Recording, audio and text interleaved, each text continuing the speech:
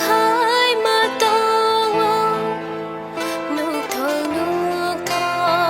mang ơn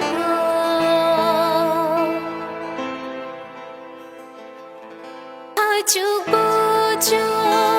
hai mà tao nước thơ mang ơn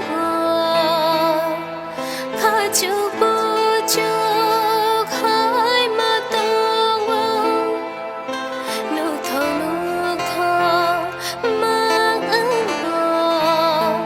nương ba bữa đó cứ mãi tông khơ ăn chi